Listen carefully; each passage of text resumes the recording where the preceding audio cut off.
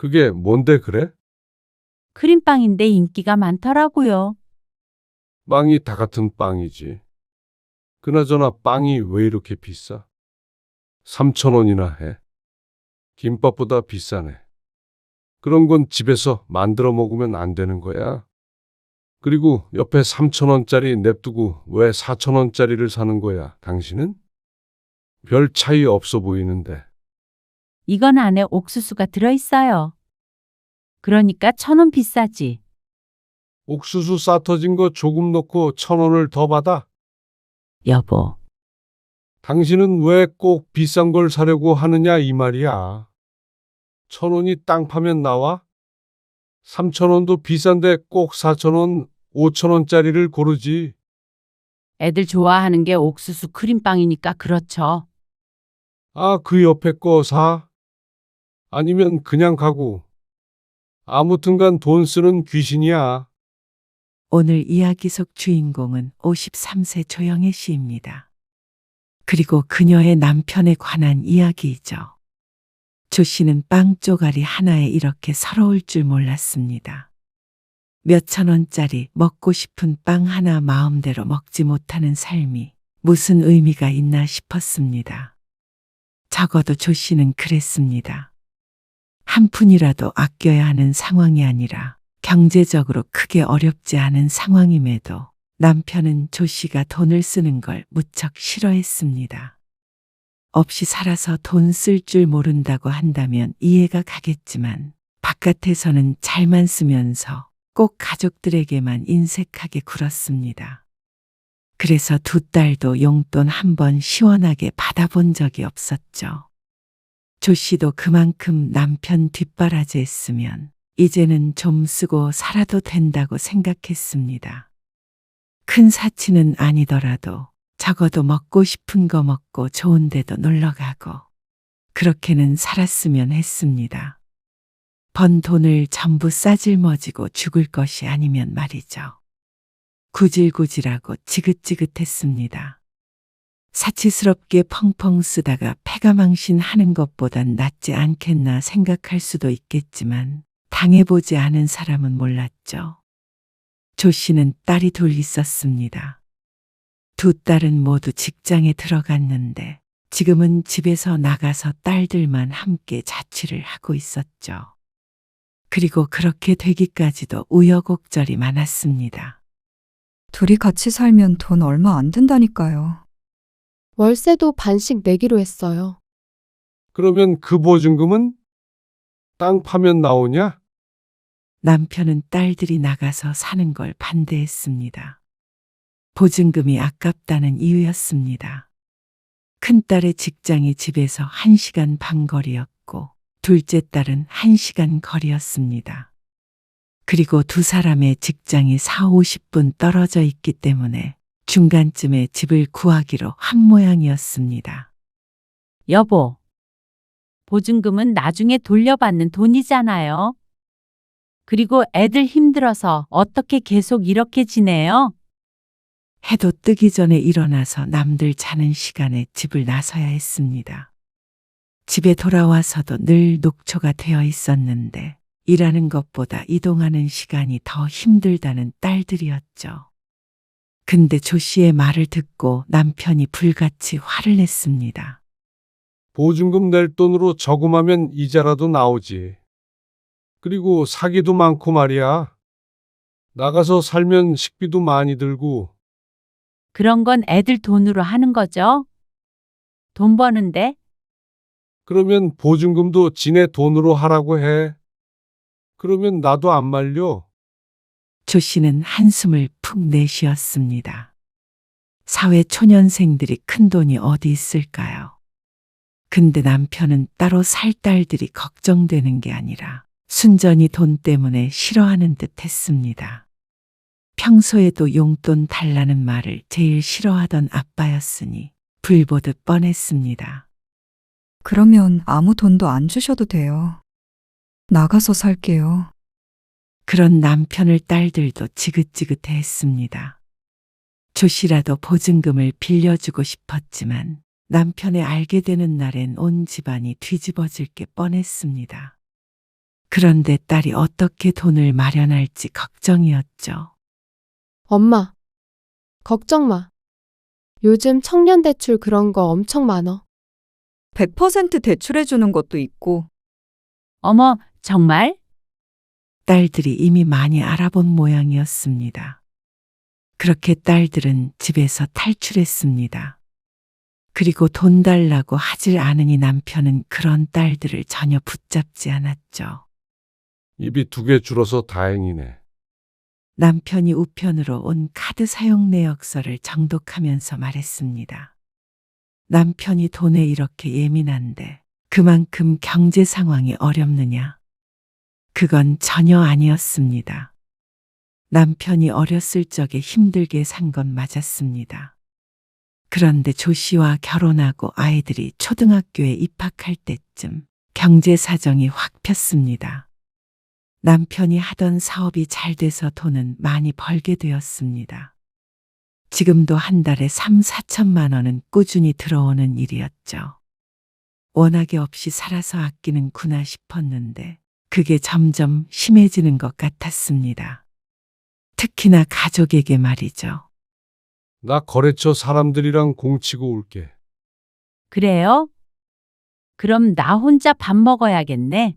요리하기 귀찮은데 짜장면이나 시켜 먹을까? 아, 당신은 집에서 돈 쓸 궁리밖에 안 하지? 짜장면 한 그릇 먹는데 뭘. 몇 천 원 우습게 보지 마. 어? 남편의 말에 빈정이 상했습니다. 그렇게 말하는 남편은 무척 고급스러운 옷차림을 하고 있었습니다. 가격은 모르지만 비쌀 게 뻔한 골프옷, 어깨에 맨 가방. 물론 사업 때문에 깔끔하게 입어야 한다는 것은 알지만 바깥에 가면 친구를 만나도 밥값 20만 원, 30만 원은 우습게 결제하는 사람이었습니다.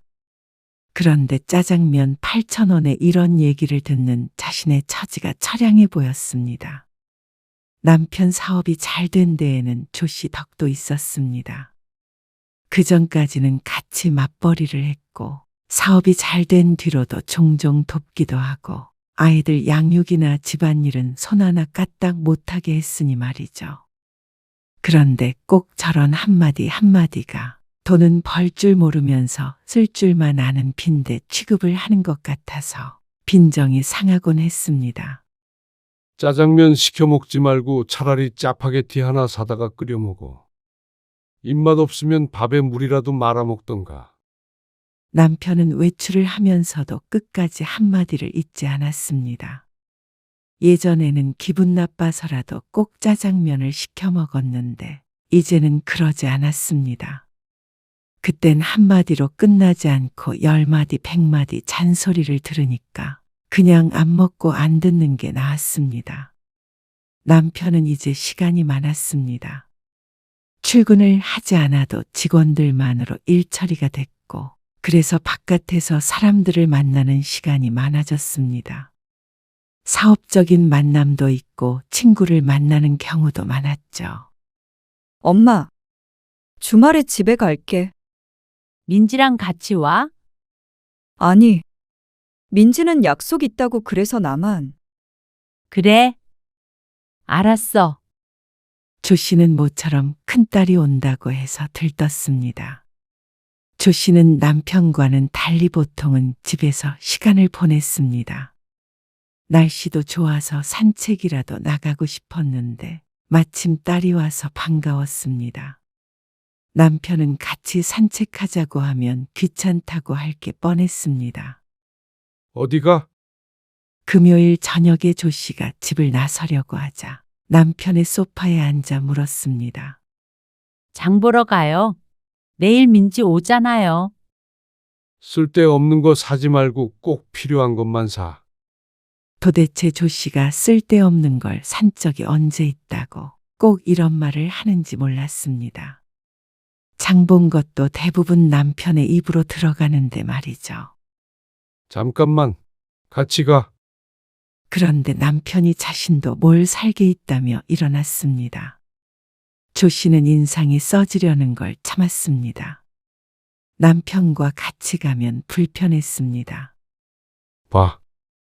여기 2,900원짜리가 있는데 3,900원짜리를 집네. 조 씨가 주스를 고르는데 남편이 딴지를 걸었습니다. 그건 맛이 없단 말이에요. 똑같은 오렌지인데 왜 맛이 없어? 눈 감고 먹으면 구분도 못하면서 꼭 비싼 거 사려고 그런단 말이야. 그런 게 다 허영이야. 어처구니가 없었습니다. 자신의 입맛에 맞지도 않는 주스를 카트에 넣길래 조 씨는 도로 빼버렸습니다. 그러고는 3,900원짜리를 집으려니까 남편이 눈을 세모꼴로 떴습니다. 이것 봐. 아낄 줄도 모르고 고집만 세 가지고는. 그러니까 예지랑 민지도 똑같잖아.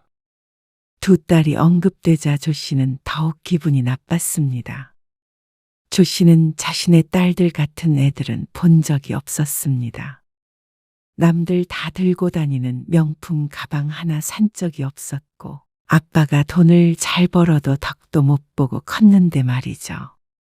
조 씨는 말을 말자 싶었습니다. 주스는 다시 냉장고 안으로 들어갔습니다. 조 씨는 입을 삐죽거렸습니다. 이러니까 조 씨는 남편과 장 보는 걸 싫어했습니다. 뭐 하나 마음대로 사지도 못하고 늘 시간에 쫓겨야 했으니 말이죠. 다 샀어? 얼른 가. 아직 다 안 샀어요. 근데 면도기 어디 있지? 조 씨를 재촉하던 남편은 자기가 필요한 게 있을 때는 세상 느긋했습니다. 조 씨가 마트를 한 바퀴 돌고 왔는데도 남편은 여전히 면도기를 보고 있었습니다. 면도기 산지 얼마 안 됐잖아요. 그게 영 느낌이 안 좋아. 비싼 거 사지 않았나? 제일 좋은 건 아니었지. 그러면서 남편은 걸려있는 것들 중에서 가장 비싼 면도기를 골랐습니다. 집에 비슷한 게 10개는 굴러다니는 것 같았죠. 만약에 조 씨가 이런 짓을 했다가는 아주 영혼까지 탈탈 털릴지도 몰랐습니다. 남편은 참 자신에게만큼은 관대한 것 같았죠.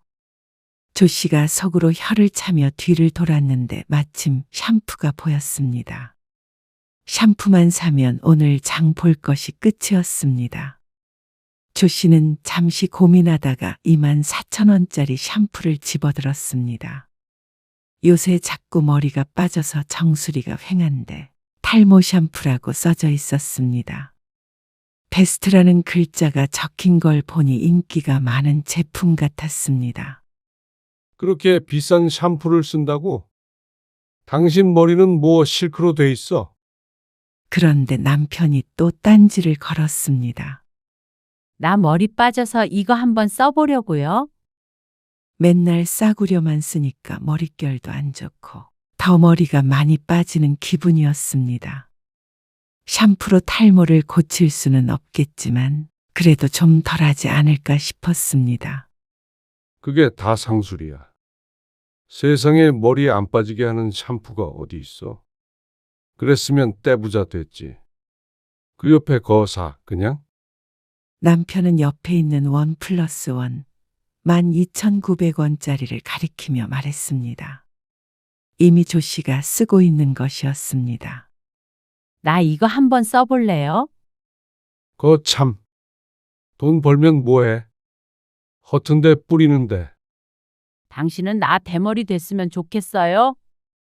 그러면 가발값이 더 들어. 조 씨가 우기자 정말로 남편은 진지하게 가발에 대해서 생각하는 듯 잠시 눈을 굴렸습니다. 그러더니 말없이 등을 돌려 먼저 가버렸습니다. 그건 사도 좋다는 뜻이었죠. 샴푸 하나 마음대로 사기 힘들다니. 이 나이에 이러고 사는 사람이 있을까 싶었습니다. 여보, 여기 좀 들렸다 가요. 마트 바로 옆에 큰 빵집이 있었는데 딸들이 좋아하는 빵을 팔았습니다. 내일 큰딸이 온다고 하니까 2억에 사둘 생각이었습니다. 체인점이 아니라서 이곳에서밖에 살 수 없었습니다. 그게 뭔데 그래? 빵집에 사람이 많았고 사람들이 다들 사가는 빵이 있었습니다. 크림빵인데 인기가 많더라고요. 빵이 다 같은 빵이지. 그나저나 빵이 왜 이렇게 비싸? 3,000원이나 해? 김밥보다 비싸네. 그런 건 집에서 만들어 먹으면 안 되는 거야. 남편의 큰 목소리에 주변에 있던 손님과 빵을 진열하고 있던 직원이 쳐다보았습니다. 내가 어떻게 빵을 만들어요? 민망해진 조 씨가 작은 목소리로 중얼거렸습니다. 그러자 남편이 혀를 찼습니다. 조 씨가 기본 크림빵 옆에 있던 옥수수 크림빵을 집어들자 남편이 또다시 말을 걸었습니다. 옆에 3,000원짜리 냅두고 왜 4,000원짜리를 사는 거야, 당신은? 별 차이 없어 보이는데. 이건 안에 옥수수가 들어있어요. 그러니까 1,000원 비싸지. 옥수수 싸 터진 거 조금 넣고 1,000원을 더 받아? 여보, 당신은 왜 꼭 비싼 걸 사려고 하느냐 이 말이야. 1,000원이 땅 파면 나와? 3,000원도 비싼데 꼭 4,000원, 5,000원짜리를 고르지. 예지가 좋아하는 게 옥수수 크림빵이니까 그렇죠. 아, 그 옆에 거 사? 아니면 그냥 가고. 아무튼 돈 쓰는 귀신이야. 오늘처럼 남편이 꼴 보기 싫은 날이 없었던 것 같았습니다. 남들 보는데 창피하지도 않은 모양이었습니다. 조 씨가 1,000원을 우습게 보는 건 아니지만 세상에 1,000원 때문에 사람들 앞에서 아내를 이렇게 망신 줄 수가 있나 싶었습니다. 그렇게 1,000원 아끼고 아내 기분을 10만 원어치는 나쁘게 만든 것 같았습니다. 본인은 그러면 속이 후련한지 몰랐습니다. 빵집에서 시끄럽게 굴어놓고 차마 아무것도 안 사고 갈 수는 없어서 3,000원짜리 크림빵을 2개 골랐습니다. 그러고서 얼른 계산하고 나왔는데 정말로 치사스럽고 더러워서 눈물이 날 것 같았습니다. 당신 정말 왜 그래? 빵 하나 가지고 그렇게까지 해야겠어요? 내가 뭘? 남편은 너무나 태연했습니다. 내가 뭘? 당신은 내가 돈 쓰는 게 그렇게 아까워요? 당신이 너무 아낄 줄을 모르니까 그렇지. 내가 뭐 지금 명품 가방 사러 왔어요? 장 볼 때도 그렇고 나는 빵도 제일 싼 걸로만 사야 해? 그러면 그 옆에 거 사지 그랬어. 옥수수인가 뭔가? 이런 태도가 조 씨의 복장을 터지게 만들었습니다. 그리고 내가 언제 당신이 돈 쓰는 거 아깝대? 꼭 사람을 나쁜 사람 만든다니까. 그냥 좀 사기 전에 생각을 한 번 더 하면 좋겠다 이거잖아. 그러는 당신은 그렇게 생각 많이 해서 면도기도 집에 10개는 있는 거예요? 내 얘기가 왜 나와? 이렇게 조 씨가 따지기 시작하면 싸움이 되는 것이었습니다. 웬만해서는 참겠지만 왜 이렇게 오늘따라 서운한지 몰랐습니다. 조 씨도 빵은 싼 거 사면 됐고, 아니 안 먹으면 그만이었습니다. 그런데 남편이 자신을 대하는 태도에 화가 났습니다. 조 씨가 얹혀 살면서 먹을 거나 축내는 그런 사람도 아니었고, 20년 넘게 내조한 배우자였습니다. 그러면 남들한테 밥 살 돈으로 맘껏 쓰라고 아내에게 줄 수는 없는 것인지, 왜 남보다 아내를 귀하게 여기질 않는 것인지 몰랐죠. 1,000원, 2,000원의 문제가 아니었습니다. 조 씨와 남편은 집에 돌아와서 냉전 상태로 지냈습니다. 다음 날 딸이 왔을 때는 남편은 일찌감치 외출해서 얼굴 구경도 하지 못했습니다. 차라리 마음 편했죠. 조 씨는 밥도 차려만 주고 조 씨는 나중에 따로 먹었습니다. 같이 얼굴 보며 먹기가 거북했죠. 오랜만에 조 씨가 강하게 나가자 남편도 성가셨는지 며칠 뒤에 사과를 해왔습니다. 아, 내가 미안해. 자, 그러면서 봉투 하나를 건넸습니다. 안에는 옥수수빵이 하나 들어 있었습니다. 그 와중에 하나인 것이 웃기기도 했습니다. 먹어. 그게 맛있다며. 나름의 화해 제안이었는데 조 씨는 한숨을 쉬었습니다. 한 집에 살면서 말 안 하고 지내는 것도 힘들었고 또 이 사과를 안 받아주게 되면 2차전을 해야 했습니다. 그리고 그땐 조 씨가 대역죄인이 되는 것이었습니다. 남자가 자존심 꺾어서 사과했는데 그걸 안 받아주는 여자가 잘못된 거라고 말이죠. 그때는 최초의 원인이 뭐였는지는 중요하지 않아졌습니다. 알았어요. 결국 조 씨는 고개를 끄덕이며 빵을 받아들었습니다. 이런 거 보면은 아주 몹쓸 남자는 아닌데 이상했습니다. 너무 없이 살아서 그렇다기엔 이 씨 산 기간이 길었습니다.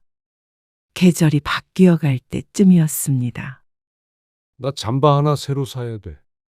담배 때문에 구멍이 났다면서 남편이 옷을 사러 가자고 했습니다. 맨날 똑같은 것만 입으면 그러니까 2개 정도는 사두게. 조 씨는 남편을 따라 나섰습니다. 남편은 진지하게 옷을 골랐습니다. 이거 어때요? 깔끔해 보이는 남색 패딩을 보여줬더니 남편이 고개를 저었습니다. 목 부분이 마음에 안 든다고 했습니다. 그렇게 2~3번 거절을 당하자 이럴 거면 뭐하러 데리고 온 것인지 의아했습니다. 눈을 옆으로 돌리니까 여성복이 보였습니다. 조 씨도 외투를 산 지가 몇 년 된 것 같았습니다. 코트 하나와 패딩 하나가 있는데 특히 패딩이 낡아서 하나 새로 장만하면 좋을 것 같았습니다. 날이 더 추워지기 전에 말이죠. 여보, 이건 어때요? 여자 거 아니야? 남편이 무심하게 대꾸하더니 다시 자신의 옷으로 눈을 돌렸습니다. 그런 남편을 향해 조 씨는 재차 말했습니다. 아니, 당신 거 말고 내 거? 나도 외투 하나 살려고. 그러자 남편이 다시 한번 조 씨를 돌아보며 대꾸했습니다. 당신이 외투가 뭐가 필요해? 나 잠바 하나밖에 없잖아. 나도 하나 사게. 날씨 추워지면은 잠바 필요하지 않을까? 당신 어디 돌아다니지도 않으면서 무슨 잠바? 남편은 사회생활을 하지 않는 조 씨는 외투를 살 필요가 없다는 듯이 말했습니다. 그러면서 자신의 옷만 열심히 고르고 있는 남편. 내가 돈을 안 벌어서 나를 무시하나. 그런 생각을 안 하고 싶어도 남편이 하게 만들었습니다. 그렇다고 남편 없을 때 혼자 와서 살 수도 없었습니다. 조 씨가 생활비로 쓰는 카드는 남편 명의였습니다. 세금 때문에 그렇다고 하는데 조 씨의 카드로 산다고 하더라도 그 돈은 남편에게 받아서 써야 하니까 몰래 살 수도 없었습니다. 패딩을 사서 옷장 속에 숨기고 다닐 것도 아니고 말이죠. 결국 뭘 사던지 간에 남편에게 허락을 받아야 하는 입장이었습니다. 일을 안 하는 게 이렇게 서러울 줄은 몰랐습니다. 그러니까 조 씨가 요즘 들어서 자꾸만 휴대폰으로 50대 여성 직업을 검색하고 그러는 게 아니었습니다. 결국 그날은 남편 옷만 샀고 조 씨도 아무것도 안 사주긴 그랬는지 목도리 하나를 사줬습니다. 추우면 그거라도 두르고 다니라면서 말이죠. 잘 하지도 않는 목도리를 자기 마음 편하자고 사버리는 남편이 더 어리석어 보였습니다. 그러니까 아내한테만 쫌생이라는 소리를 듣는 것이었죠. 공인중개사 시험? 그거 어렵지 않나? 어느 날 조 씨가 큰딸과 통화를 하다가 말을 꺼냈습니다. 아무리 검색해 보아도 50대 여자가 할 수 있는 일이 많지 않았습니다. 물론 이것저것 안 가린다면 많겠지만 그래도 당장 시간에 쫓기는 게 아니기 때문에 공인중개사 자격증을 따서 나중에 사무실을 차리면 어떨까 싶었습니다. 그래? 너희도 없고 그런데 엄마도 이제 일 좀 해볼까 하고. 학원 일 2년은 다녀야 할걸? 그러니까 다니면 되지. 뭐 집에 있으면서 인터넷 강의 들어도 되고. 뭐든 하면 좋긴 하지. 딸은 긍정적인 반응이었습니다. 남편이 돈을 잘 벌긴 하니까 부동산으로 큰 돈 벌 생각 안 하고 하면 그래도 용돈 정도는 벌 수 있지 않을까 싶었습니다. 그러면 남편에게 아쉬운 소리 하지 않고 살아도 되기 때문에 꼭 해보고 싶었습니다. 그런데 남편이 그렇게 두질 않았습니다. 여보, 나 공인중개사 공부 좀 해보려고요. 저녁 식사 후 용기를 내어 말했습니다. 그런 거 왜 해? 나도 뭔가 하고 싶어요. 자격증 따면 나중에 일도 할 수 있고, 일은 무슨 일? 내가 벌어오는데. 그리고 그 나이에 무슨 공부야? 애들도 컸는데 나도 뭐라도 하고 싶어서 그렇죠. 참나. 알아서 해. 근데 그거 학원 다녀야 해요. 알아서 하라던 남편은 학원이라는 말에 했던 말을 번복했습니다. 무슨 학원까지 다녀? 집에서 책 보면 되지. 얼만데? 1년은 다녀야 되니까 몇 달에 한 번씩 결제하는 것 같더라고요. 한 200만 원 정도? 말이 되는 소리를 해. 그 돈 주고 학원 다니는 나이든 여자들이 있어. 영애는 속으로 답답했지만 차근차근 설득했습니다. 학원 가면 내 나이 또래가 제일 많다던데요. 물론 거기까지는 잘 모르겠지만 그래도 남편을 설득하려면 이렇게라도 말해야 했습니다.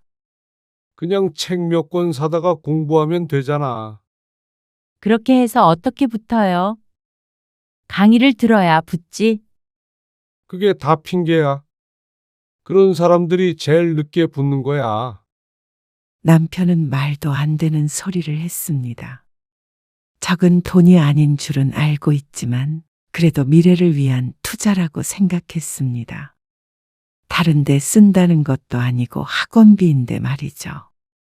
그런데 남편은 끝까지 반대했습니다. 다음 날에는 부동산 폐업률까지 어디서 찾아와서 조 씨의 코앞에 내밀었습니다. 그러니까 그 자격증 전부 다 쓸모가 없다는 소리야. 돈 들여서 어렵겠다면 뭐해? 사무실 차리면 다 망한다는데. 망할 거 생각하면 아무것도 못하죠. 조 씨도 억울하게 대꾸했지만 소용없었습니다. 엄마, 민지랑 내가 돈 모아서 엄마 학원비 내줄게. 그런 엄마가 오죽 안쓰러웠으면 딸들이 이런 말을 다 했을까요? 속상하긴 해도 딸들한테 학원비를 내달라고 하기엔 미안했습니다. 방 얻을 때 보증금 한 푼 안 보탰으니 말이죠. 엄마도 할 말은 하고 살아, 좀. 그런 조 씨가 답했는지 딸이 말했습니다. 조 씨라고 할 말 안 하고 살고 싶어서 이럴까요? 조 씨도 남편과 몇 번이나 싸운 문제였습니다. 그런데 사람이 쉽게 바뀌질 않았습니다. 남편은 미안하다고 해놓고는 또 그랬습니다. 당신 친구들 만난다면서 당신이 밥값 낸 거야? 모처럼 친구들을 만나서 밥을 먹었는데 결제하기가 무섭게 전화가 걸려왔습니다. 조 씨가 혹시 통화 소리가 들릴까봐 무서워서 멀찍이 떨어져서 전화를 받았습니다. 지난번에 다른 친구가 사서 이번에는 내가 살 차례예요. 그랬더니 한숨 소리가 들렸습니다. 뭐 먹었길래 5만 원이 넘게 나왔어? 그냥 평범한 거 먹었어요. 인원이 넷인데 5만 원이 안 넘을 수가 없었습니다. 그래도 술도 안 마시고 밥만 먹고 카페로 갈 예정이라 덜 나왔습니다. 지난번 결제했던 친구는 10만 원 정도가 나와서 커피도 조 씨가 사야겠다고 생각 중이었는데 남편 반응을 보니까 현금으로 결제해야 될 것 같았습니다. 예, 넌 남편 돈 잘 번다면서. 좋은 가방 좀 들고 다녀. 커피를 마시는데 한 친구가 조 씨의 가방을 보며 말했습니다. 딸이 대학생 때 쓰던 것이었는데 무난해 보여서 조 씨가 종종 들고 다녔습니다. 그걸 보고 무시를 하는 것 같아서 웃는 얼굴에 금이 갔습니다. 영애 남편 돈 잘 벌지. 사업 엄청 잘 되지? 좋겠다. 부러워. 우리 남편 금방 퇴직할 텐데 나는 무서워 죽겠어. 퇴직 나이 늘어난다던데.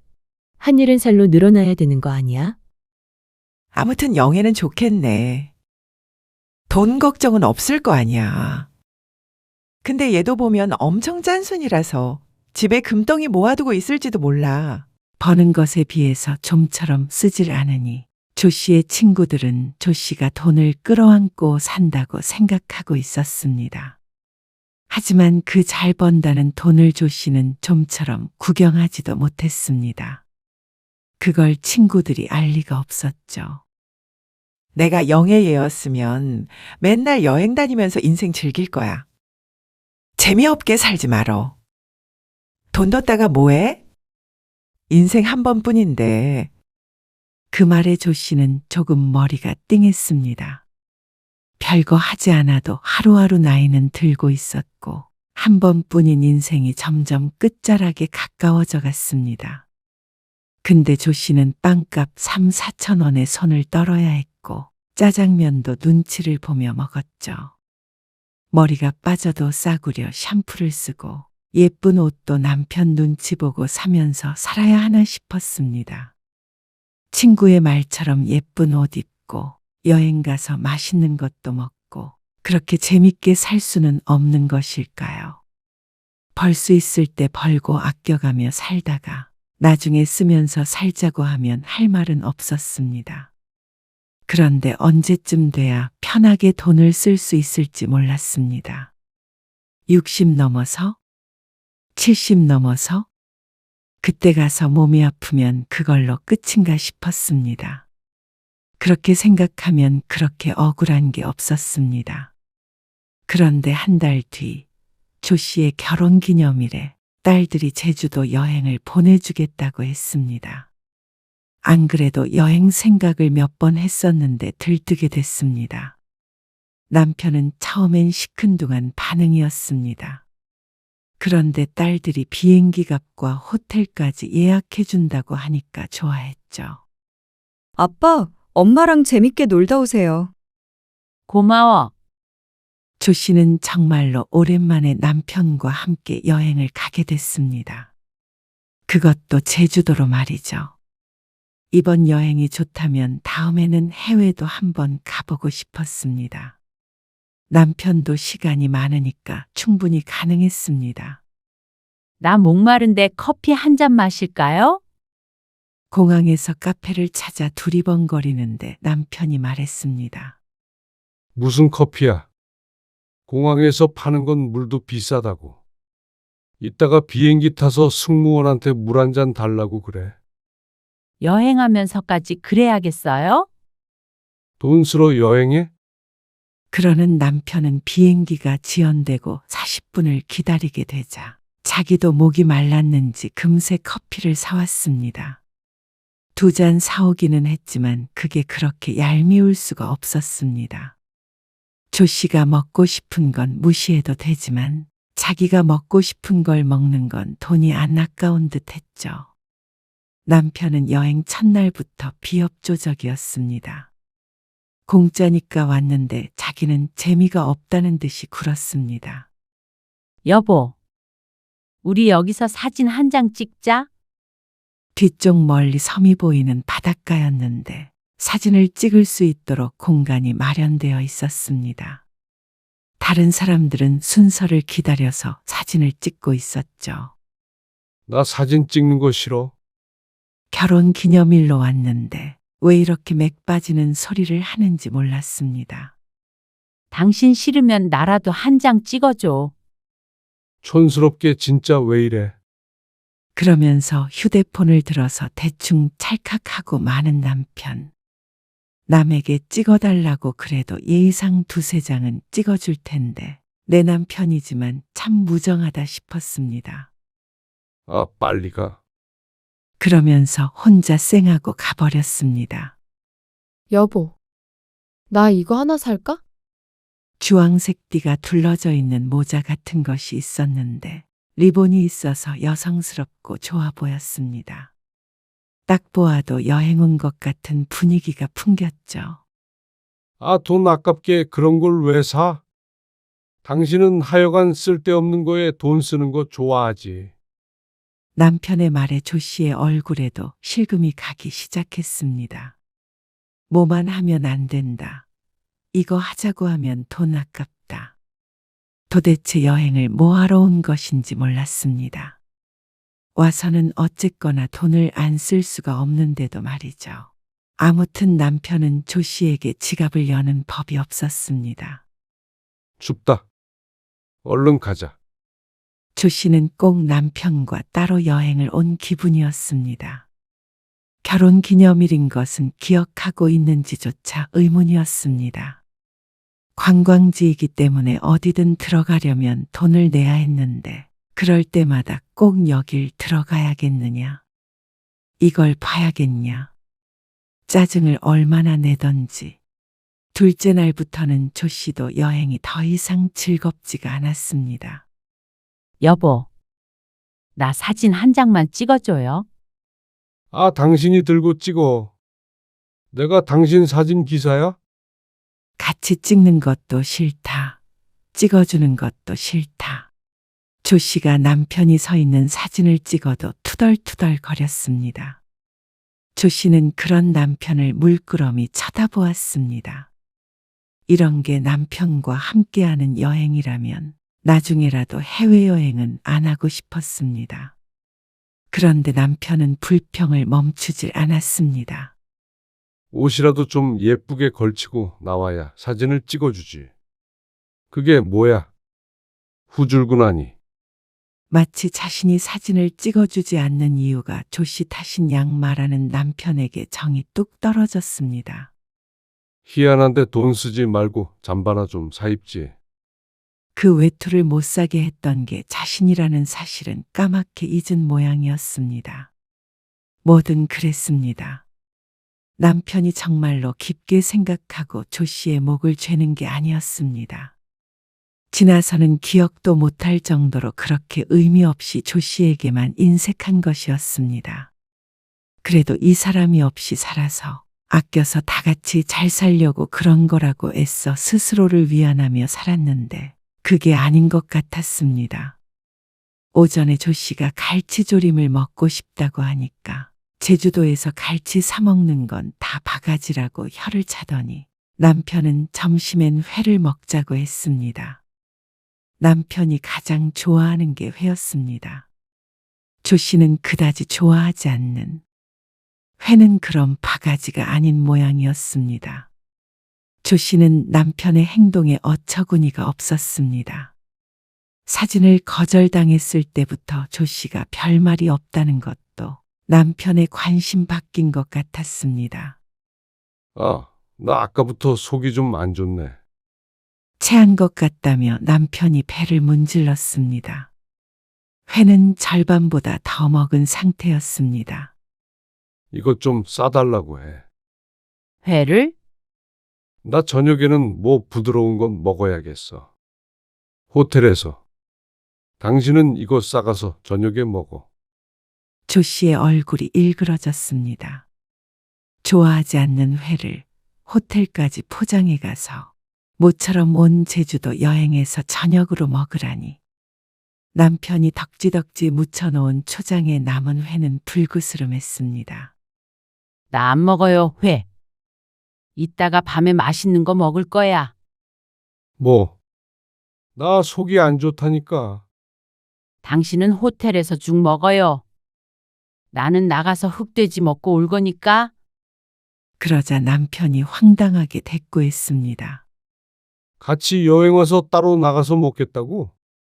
같이 여행 와서 자기 하고 싶은 대로만 하는 사람도 있는데 나는 밥 한 끼 따로 못 먹어요? 뭐? 지금 나 들으라고 하는 소리야? 남편이 기분이 나쁜 모양이었습니다. 하지만 이제 조 씨도 그 소리에 물러나지 않았습니다. 결혼 기념일 여행은 이걸로 마무리하고 남은 일정은 각자 하고 싶은 거 하면서 보내요. 조 씨가 자리에서 일어났습니다. 그러자 남편이 따라 일어났죠. 또 뭐 때문에 꽁해가지고 그래? 참 남편이랑 대화하다 보면 모든 게 다 조 씨의 탓 같았습니다. 원인이 뭔지는 중요하지 않았습니다. 남편은 대수롭지 않게 호텔로 함께 돌아왔습니다. 아마 조 씨가 화났다는 사실도 까먹었을지도 몰랐습니다. 자, 이거 챙겨. 이게 뭐예요? 침대 위로 남편이 무언가 던졌습니다. 여기서 주는 샴푸 그런 것들 있잖아. 그거 챙겨. 그 다음에 다시 달라고 해. 그걸 왜 조 씨 보고 하라는 것인지 몰랐습니다. 무엇보다 그러고 싶지도 않았습니다. 향도 좋지 않았고 굳이 집까지 가져가는 것도 추잡스러운 것 같았죠. 호텔에서 주는 거면 좋은 거 아니야? 당신 샴푸 살 돈 굳잖아. 꼭 조 씨를 조롱하는 것 같았습니다. 그게 그렇게 좋은 거면 자신은 왜 안 쓰고 조 씨 보고 챙기라는 것인지 몰랐습니다. 나 이거 안 써요. 조 씨가 무뚝뚝하게 말하자 남편이 혀를 차며 대꾸했습니다. 이렇게 여자가 아낄 줄을 몰라. 남들은 호텔 수건까지 훔쳐간다는데. 내가 도둑이야? 당신 나 안 만났으면 밥도 굶고 다녔겠어. 그렇게 경제관념이 없어? 조 씨는 더 이상 참을 수 없었습니다. 당신은 그렇게 경제관념이 좋아서 나중에 죽으면 그 돈 다 사위들 나눠줄 거지? 뭐, 남편이 무슨 소리를 하냐는 듯이 눈썹을 찌푸리고 조 씨를 쳐다보았습니다. 당신 그 돈 안 쓰고 끌어안고 죽을 거잖아. 그러면 그게 다 어디로 가겠어요? 상속세로 국가가 떼가고 나머지는 예지랑 민지한테 갈 건데? 그러면 두 사위가 편하게 당신이 번 돈 쓰면서 잘 살겠네. 그래, 그렇게 해요. 그러자 남편이 머리를 한 대 맞은 표정으로 바라보았습니다. 거기까지는 생각도 안 해봤다는 얼굴이었습니다. 상식적으로 내 자식한테 물려주지 사위 며느리한테 물려준다는 생각은 잘 안 할 테니 말이죠. 딸들이 아직 결혼은 하지 않았지만 조 씨의 말이 허황된 것이 아니었습니다. 사람이라는 게 언제 어떻게 될지 모르는데 50대 중반이면 아파도 이상하지도 않았습니다. 아니, 내 돈을 왜 사위를 줘? 아, 당신은 나한테만 아끼지? 무슨 말이야? 당신은 쓸 거 다 쓰면서 내가 카드 한번 긁으면 그거 캡처까지 해서 보내잖아요. 그게 무슨 문제야? 1,000원 더 비싸다고 옥수수든 빵도 못 먹게 하고 옷은 자기만 사고 또 그 소리야? 애들한테도 인색하잖아요. 당신은 당신밖에 모르는 인간이야. 거친 언사의 남편은 깜짝 놀란 것 같았습니다. 아, 내가 번 돈이잖아. 당신이 벌었다고 다 당신 거야? 당신이 가장이면 가족들에 대한 책임도 져야 하는 거 아니에요? 당신 일하는 동안 나는 놀았어요? 애들 다 키우고 집안 멀쩡하게 잘 돌아가게 하려고 나도 한평생 다 보냈어. 차라리 월급을 줘. 맘 편히 돈 좀 써보게. 이 여자가 오늘 왜 이래? 뭐 잘못 먹었어? 조 씨가 독하게 따지자 남편이 오히려 뒤로 주춤 물러섰습니다. 정말 정신 나간 여자라도 보는 듯한 표정이었습니다. 만약에 이혼해서 재산 나누면 당신이 그 돈 다 온전히 가져갈 줄 알고 이래요. 그래서 그렇게 날 막대하는 거야? 누가 막대했다고 그래? 남들은 부자 남편 있다고 다 부러워할걸. 당신이 아무리 돈을 많이 벌어도 당신은 진짜 마음이 가난한 사람이야? 조 씨의 말에 남편은 충격이라도 받은 듯 했습니다. 하루 남은 여행은 마치고 가고 싶으니까 따로 해요. 나는 다른 호텔 잡아서 잘게. 그니까 그 돈도 내 돈이라고. 당신이 호텔 잡아서 아무렇게나 결제할 수 있는 것도 다 내 덕. 그래요? 그러면 누구 덕이 얼마나 있는 건지 돌아가서 변호사 통해서 천천히 계산해 봅시다. 남편이 눈을 부릅떴고 조 씨는 얼른 짐을 챙겨서 나왔습니다. 남편이 붙잡는 손을 뿌리치고 나와버렸습니다. 그래서 택시를 타고 10분 정도 떨어진 곳에 있는 호텔로 왔죠. 어느 호텔에 있다는 것도 알리기 싫어서 조 씨의 카드로 결제를 했습니다. 조 씨는 마음 편히 푹 자고 다음날 호텔을 나섰습니다. 휴대폰에는 불이 났습니다. 남편의 번호를 차단해버리고 돌아다녔습니다. 인터넷 검색은 해야 하기에 전원을 끌 수 없어서 안타까울 따름이었습니다. 엄마, 아빠랑 싸웠어? 그새 딸에게 연락을 했는지 전화가 왔습니다. 엄마랑 연락 안 된다고 걱정하던데. 네 아빠가 걱정할 사람이야? 열받아서 그렇지. 결혼기념일인데 왜 싸워? 네 아빠랑 여행이 되겠어? 돌아가면 확 이혼해 버릴 거야. 그러자 딸이 한숨을 쉬었습니다. 나 정말 이제 돈 때문에 서름 당하기 너무너무 싫어. 혹시라도 엄마 이혼하면 너희가 이해해줘. 아무튼 미안해.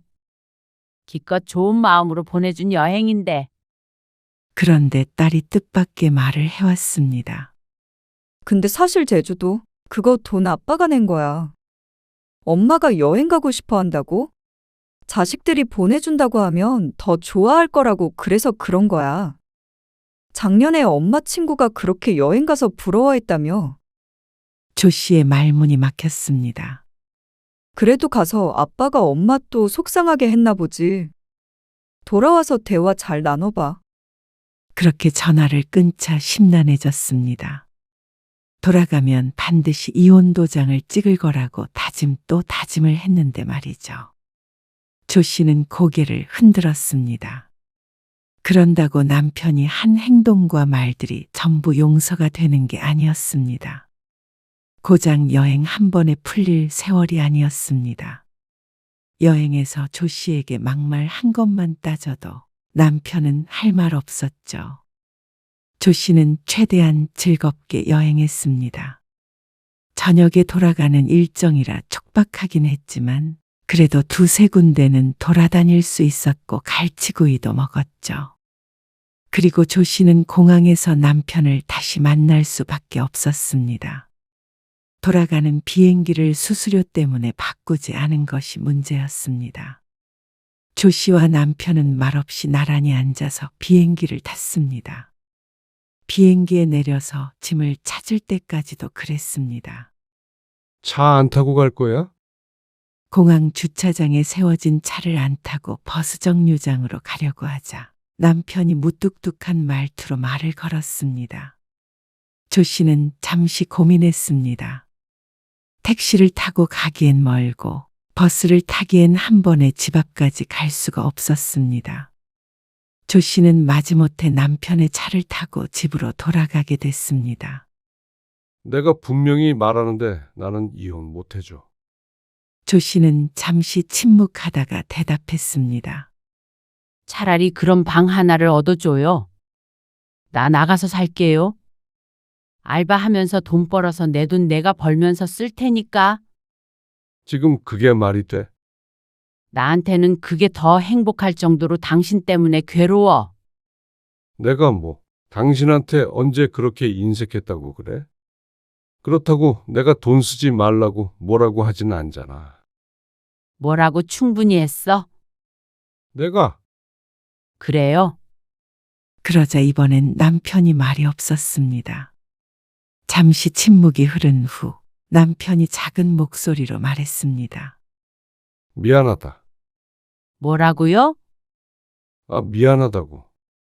남편이 한숨을 쉬며 말을 이었습니다. 당신 하고 싶은 대로 해. 나는 몰라. 내가 그 정도로 당신한테 못되게 굴었다고는 생각 안 해, 솔직히. 근데 당신이 나가서 살고 싶을 정도로, 여행도 같이 하기 싫을 정도로 괴로웠다고 하면 내가 미안한 거겠지. 미안한 거겠지는 도대체 사과인지 아닌지 모호했습니다. 하지만 남편의 뜻은 충분히 알 것 같았습니다. 당신 이 나이에 이혼하면 밥 해줄 사람 없어서 그런 거죠? 돈 많으니까 사 먹어요. 당신이 힘들게 번 돈 쓰기만 하는 여자 없어서 더 좋은 거 아니에요? 아, 그런 거 아니야. 내가 뭐 그 정도로 쓰레기인 줄 알아? 진짜 너무하네. 나는 뭐 하루 동안 혼자 있으면서 아무 생각도 안 해본 줄 알아. 무슨 생각을 해봤는데요? 당신 무슨 부동산 학원인가 뭔가 다닌다며. 그거 다녀. 그게 다예요? 아니, 말은 끝까지 들어봐. 그리고 당신 통장에 따로 목돈 넣어줄게. 당신 원하는 대로 쓸 수 있게. 남편이 사업을 하다 보니 돈은 전부 남편이 관리해서 조 씨에겐 목돈이 없었습니다. 그때그때 생활비를 받거나 카드를 긁는 시기였죠. 5천만 원 넣을 테니까. 당신 써. 그 말에 조 씨는 눈을 동그랗게 떴습니다. 그거 먹고 떨어지라는 거예요? 20년치 용돈인가? 그런 게 아니고. 그냥 당신 맘 편히 쓰라고 넣는 거니까 알아서 하라고. 옷을 사든지 빵을 사 먹든지. 남편은 머쓱한 표정으로 말했습니다. 내가 뭐 일부러 당신 미워서 그런 거겠어? 그랬으면 진작에 같이 안 살았지. 조 씨는 남편의 바뀐 태도에 놀랐습니다. 그러고 보니까 제주도 여행 경비를 남편이 냈다는 말도 떠올랐습니다.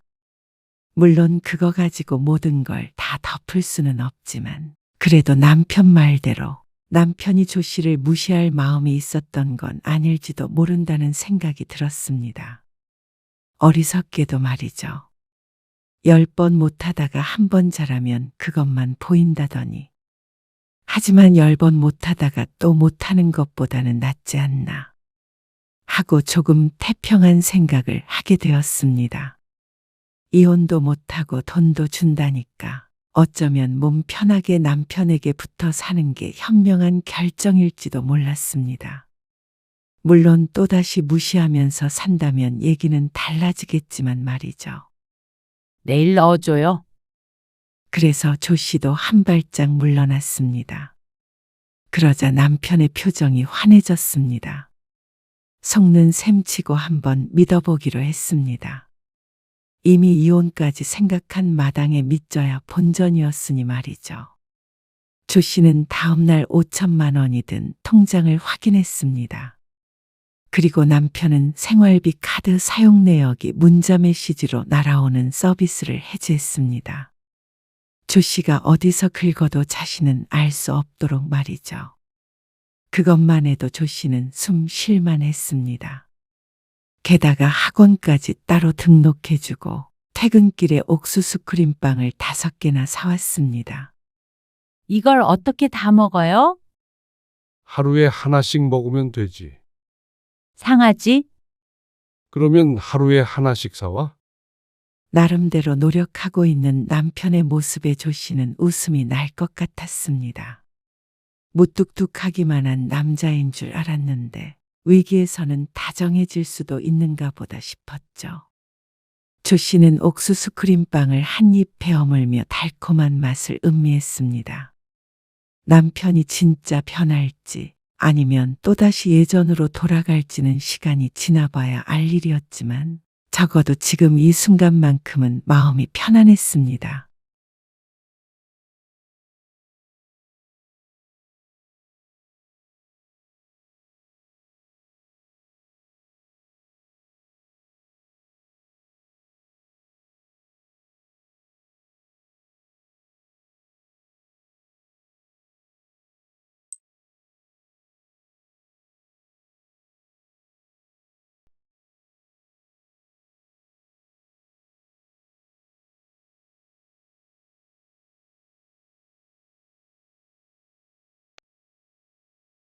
엄마 정말 너무한 거 아니야? 김장의 사위 도움을 왜 받아? 왜 일을 시키냐고. 얼마 안 시켰어. 이서방 추울까봐 내가 부엌에서 하라고도 했는데 뭘. 왜 이렇게 사위를 못 부려먹어서 안달이야. 사위가 뭐 공짜로 생긴 엄마 머슴이라도 돼? 너는 말을 어떻게 그렇게 하니? 김장할 때 사위한테 도움 좀 받을 수도 있지. 부려먹긴 누가 부려먹었다고 그래? 어제 이서방도 그래. 엄마가 자기 너무 부려먹는 걸 아무렇지 않게 생각하는 것 같다고. 오늘 이야기 속 주인공은 65세 심재숙 씨입니다. 그리고 그녀의 딸과 사위에 관한 이야기이죠. 심 씨는 애 봐준 공 없다는 말을 몸소 깨닫게 되었습니다. 2년간 어린 손주를 거의 매일 봐줬는데 1년에 한 번씩 하는 김장도 못 도와주겠다는 딸과 사위가 어처구니 없었습니다. 부모는 희생해도 되고 자신들은 조금의 손해도 보고 싶지 않다는 딸과 사위. 그러면서 김장할 때 사위를 부려먹지 말라고 얼마나 난리를 치던지 심 씨는 혼이 나가는 기분이었습니다. 며느리가 시집에서 김장 돕는 건 당연하게 생각하면서 사위는 뭐가 그렇게 달라서 백년 손님을 운운하며 눈치를 봐야 하는 것인지 몰랐습니다. 이게 다 딸이 친정엄마를 업신여겨서인 듯 했습니다. 그렇다면 심씨 또한 딸과 사위가 자신을 부려먹는 걸 참을 이유가 없었습니다. 심씨가 없으면 당장에 손주를 봐줄 사람이 없을 텐데 무슨 배짱으로 심씨를 이렇게 서운하게 하는 것인지 몰랐습니다. 손주를 돌봐주는 걸 끊은 뒤에야 후회할 테죠. 하지만 심씨는 마음을 독하게 먹었습니다. 고마운 줄 모르고 부모를 부려먹는 딸과 사위에게 가르침을 주기로 했습니다. 심씨는 딸이 하나, 그리고 아들도 하나 있었습니다. 아들은 1시간 정도 거리에서 혼자 살면서 직장을 다녀 만날 일이 많지 않았고, 딸 김수연은 30 후반으로 심씨와 멀지 않은 거리에 살고 있었습니다. 거리가 가까운 것도 있지만 심씨가 손자를 봐주고 있어서 더 가깝게 지낼 수밖에 없었습니다. 엄마, 홍제 좀 봐줄 수 있어? 어린이집 끝나고 몇 시간만 데리고 있어주면 되는데. 어느 날 딸이 심씨에게 부탁을 해왔습니다. 손자가 어렸을 때는 딸이 휴직을 해서 키웠는데 돌이 지나면서 어린이집에 보냈고 딸은 복직했습니다.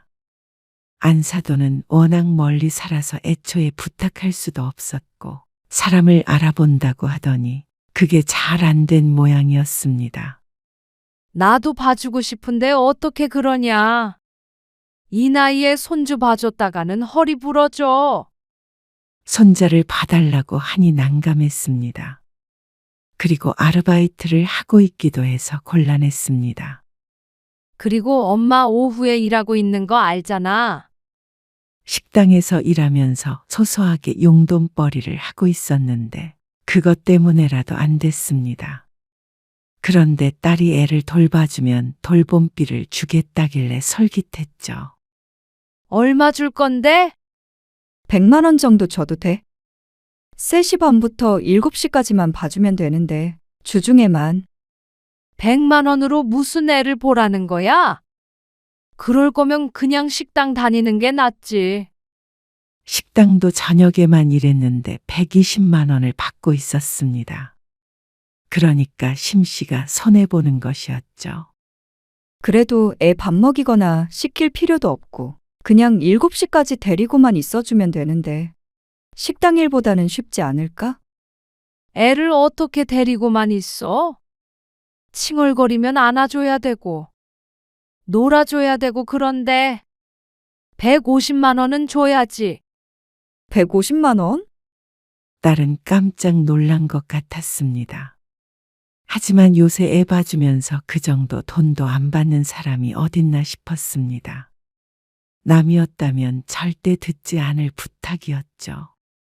그러면 150만 원 드릴게요. 딸은 고민하는 듯 하더니 한숨 섞인 대답을 내뱉었습니다. 심씨는 그렇다면 딸의 제안이 나쁘지 않다고 생각했습니다. 어쨌거나 딸의 말처럼 식당 일보다는 훨씬 편할 테니 말이죠. 손자도 보고 돈도 버니까 나은 선택인 것 같았죠. 결국 그때부터 심 씨는 오후마다 딸의 집으로 출퇴근했습니다. 다행히 야근이 잦은 직장은 아니라서 6시 반에서 7시 사이에는 딸이 꼬박꼬박 집에 왔습니다.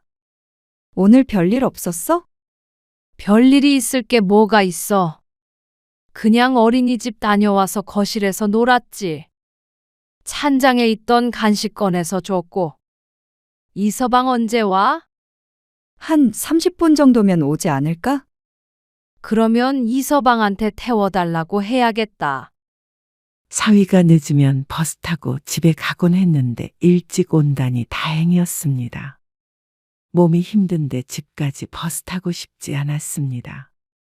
사위가 태워주면 10분 안에 도착하니까 그 편이 나을 것 같았습니다.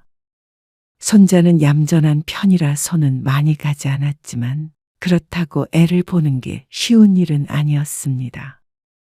조금씩 걷게 되자 소파에 누워 있다가도 금방 가서 붙들어야 했으니 말이죠. 저녁 먹고 가요. 아니야. 요새 소화 안 돼서 집에서 그냥 누룽지 끓여 먹을 거야. 저녁에 종종 딸 집에서 밥을 먹고 가기도 했는데 오늘은 집에 빨리 가서 쉬고 싶었습니다. 딸의 말처럼 30분 정도 지나자 사위가 도착했습니다. 나 좀 집에 데려다 줘. 아, 네. 장모님, 사위는 가방을 두더니 다시 신발을 신었습니다. 사위의 차를 타고 도심을 살짝 벗어나자 한산한 동네가 나왔습니다. 심 씨는 마당에 있는 아담한 단독주택에 살고 있었습니다. 아, 이서방. 잠깐 들어와서 뭐 좀 해줘. 네. 사위가 차에서 내려서 심 씨를 따라 들어왔습니다. 이거 옷장 좀 옆으로 치워봐. 천장에서 물이 샌 것 같은데 주말에 사람 오기로 했거든. 근데 가구를 싹 치워놔야 한다네. 자기들이 그건 안 한대. 안 네. 잠시만요. 역시 사위가 가까이 사니까 좋긴 했습니다. 무거운 걸 옮길 때 부탁하면 되니까 따로 돈을 써서 사람을 부를 필요가 없었죠. 장모님, 이거 혼자서 옮기긴 힘들겠는데요. 그럼 어떡해? 내가 옮길 수도 없고. 그러자 사위가 한숨을 쉬면서 또다시 장롱과 씨름을 했습니다. 이불 같은 건 미리 빼놓긴 했는데 그래도 무겁긴 할 것 같았습니다. 장모님, 이것도 옮겨요? 그쪽 벽에 붙은 거는 싹 빼놔. 하필이면 가구가 쭉 붙어 있는 쪽이라 사위는 금방 땀범벅이 됐습니다. 이럴 줄 알았으면 옷 갈아입고 오라고 하는 건데. 양복을 입고 있어서 더 그런 것 같았습니다. 저 가볼게요. 가구를 전부 빼놓고 사위가 지친 기색으로 말을 했습니다. 이거 갖고 가. 수고했으니까. 심 씨가 식탁 위에 놓여있던 음료수 상자를 사위에게 건넸습니다. 그러자 사위가 그걸 빤히 내려다봤습니다. 유통기한 지난 거 아니야. 지난번에 나 입원했을 때 그때 옆집 아줌마가 사온 거야. 새거. 네. 잘 먹겠습니다. 아, 그리고 다음 주에 김장하니까 좀 와. 알겠지? 그러자 사위가 네하고 조용히 대답하고 집을 떠났습니다. 심 씨가 애를 봐준 뒤로는 김장 때마다 딸과 사위를 불러서 같이 했습니다. 동네 사람들 몇몇과 함께 하니까 배추 양이 장난이 아니었는데 힘쓸 사람이 필요해서 오히려 딸은 안 와도 사위는 와야 할 정도였습니다. 다들 참 착한 사위를 뒀다면서 칭찬을 하는 것도 기분이 좋았고 말이죠. 엄마, 사위는 백년 손님이라고 일 잘 안 시키지 않아? 다음 주에 김장에 딸이 와서 말했습니다. 절인 배추가 잔뜩 든 고무 대야를 옮기고 있는 사위를 보니까 안쓰러운 모양이었습니다. 너도 명절에 시집 가서 차례상 차리고 하잖아. 김장 때도 가고. 너는 젊은 애가 남녀 평등을 몰라? 우리 차례상 다 사서 지내고 김장은 딱 한 번 갔어.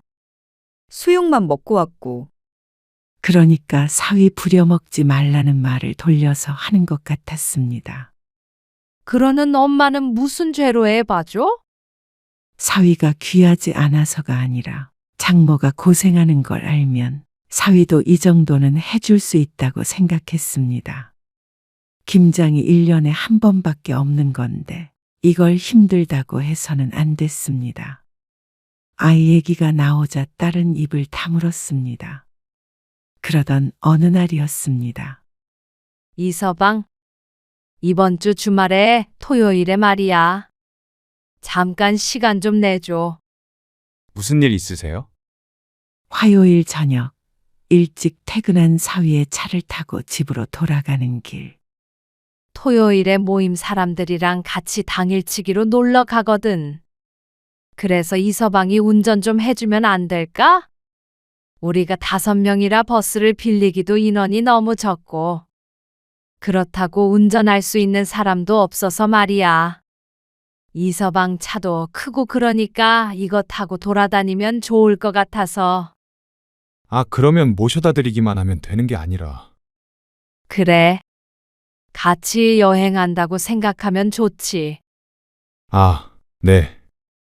그러면 일찍 출발해야 되니까 6시까지 우리 집으로 와. 네. 순순히 대답한 사위는 심씨의 집 앞에 차를 세웠습니다. 심씨는 기분 좋게 집으로 들어갔습니다. 그런데 한 20분쯤 뒤에 딸에게서 전화가 왔습니다. 엄마, 주말에 홍재 아빠 운전시켜? 왜? 아니, 놀러 가는데 왜 사위를 운전기사로 만들어? 이서방도 주말에 좀 쉬게 둬. 딸의 말에 심씨는 조금 기분이 상했습니다. 주말마다 부르는 것도 아니고 심씨가 운전을 부탁한 건 처음이었습니다. 심씨도 그러고 싶어서 그런 것도 아니었습니다. 운전해 줄 사람이 없는데 어떡해? 다른 사람들은 자식 없어? 다 멀리 사니까 그렇지. 그러자 딸이 한숨을 쉬며 말했습니다. 그럼 그냥 토요일에 내가 갈게. 싫다, 얘. 운전 많이 해야 되는데 남자가 해야지. 불안해서 어떻게 맡기니? 너 면허도 늦게 땄잖아. 그렇다고 어떻게 종일 운전을 시켜? 가까이 가는 것도 아닌데. 왜 물어보지도 않고 일정을 그렇게 잡았어? 이서방 주말에 일 없는 거 아는데 뭘. 그리고 그렇게 말하면 서운하거든? 2주 전에 너희 홍제 맡기고 놀러 갔다 왔어? 안 갔다 왔어? 그건 결혼기념일이라. 어쨌거나 너희는 그렇게 엄마 부려먹으면서 하루 시간 내주는 것도 싫어서 이렇게 전화까지 했니? 심씨가 서운한 것은 이것이었습니다. 자신들이 애를 맡기는 건 되고 왜 심씨가 자식에게 뭐 좀 부탁하려고 하면 싫은 티를 팍팍 내는 것이지 몰랐습니다. 됐어. 그러면 알아서 할 테니까 이서방은 오지 말고 푹 쉬라고 해. 심씨는 딸의 대답을 듣지 않고 그냥 전화를 끊어버렸습니다.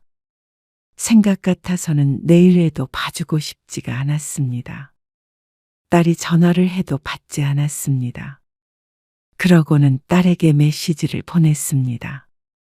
내일 홍제 못 봐주니까 그런 줄 알아. 그러자 전화에 불이 났습니다. 사실 안 봐줄 생각은 없었지만 그래도 딸이 괘씸해서 해본 말이었습니다. 심씨가 그 정도로 책임감이 없지는 않았습니다. 결국 사위가 전화를 걸어서 토요일에 나오겠다고 하고 사과를 하고 나서야 기분이 풀렸습니다. 사위는 괜찮다는데 왜 딸이 나서서 난리를 치는 것인지 몰랐습니다. 그러는 게 심씨와 사위 사이에 전혀 도움이 안 되는 걸 모르는 것 같았습니다. 심씨는 사위를 아들같이 생각했습니다. 진짜 아들은 멀리 있으니까 사위가 더 가깝게 느껴질 수밖에 없었죠. 왔어? 시간 잘 맞췄네. 주말 오전 6시. 사위가 퉁퉁 부은 얼굴로 차에서 내렸습니다. 아직 해가 완전히 뜨기 전이라 조금 어두웠습니다. 졸음운전하면 안 돼. 사위가 피곤해 보여서 한마디 했더니 눈을 비볐습니다. 다른 사람들도 태워서 가야 하니까 얼른 출발해. 둘둘씩 짝지어 다른 동네에 살았기 때문에 서둘러야 했습니다. 아이고, 이런 사위가 어딨어? 세상에.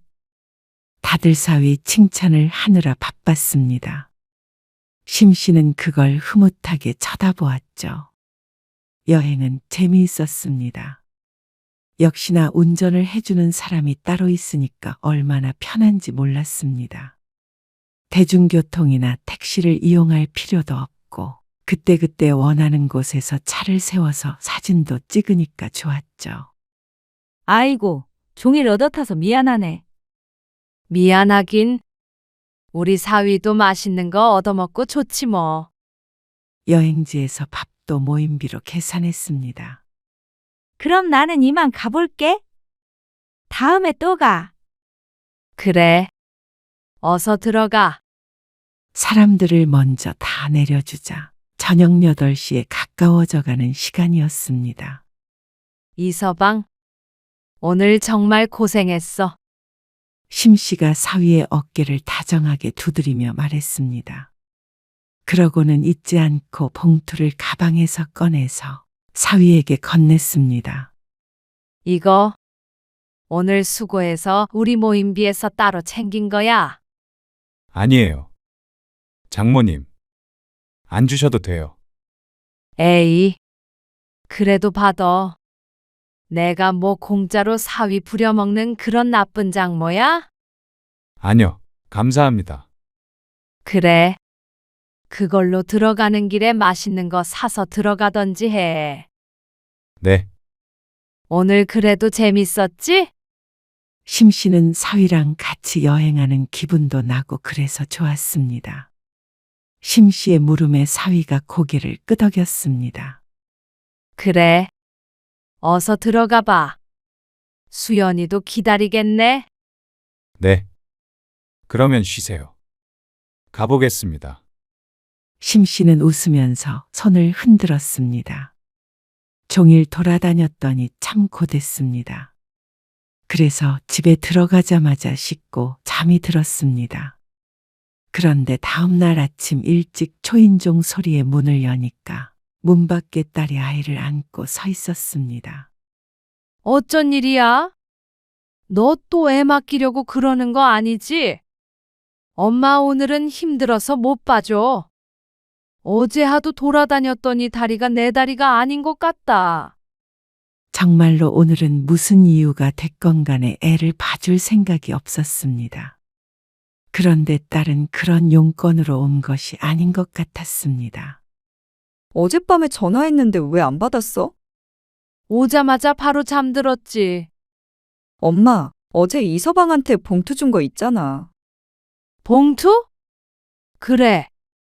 수고했다고 봉투 줬지. 근데 10만 원 넣은 거 맞아? 왜? 운전해줬으니까 당연히 줘야지.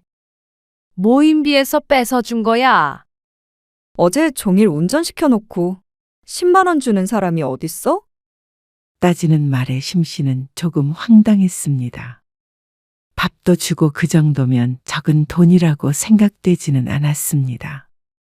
20만 원은 너무 많은 것 같고 15만 원은 금액이 조금 이상한 것 같아서 모임 사람들과 상의해서 준 돈이었습니다. 기름값도 따로 안 줬잖아. 그런데 10만 원만 주면 어떡해? 심씨가 눈을 동그랗게 떴습니다. 기름값이 얼마인지는 모르겠지만 생각해 보니까 그 부분은 생각하지 못하긴 한 것 같았습니다. 한 3만 원 더 주면 돼? 기름값 하라고. 그렇게 돌아다녔는데 기름값이 3만 원밖에 안 나왔겠어? 10만 원이면 기름값밖에 안 돼. 기름값이 무슨 그렇게 비싸? 딸의 말에 심씨는 무척 황당했습니다. 그러면 얼마를 더 달라는 말인지 몰랐습니다. 그러면 10만 원 더 달란 소리야? 그러자 딸이 한숨을 쉬었습니다.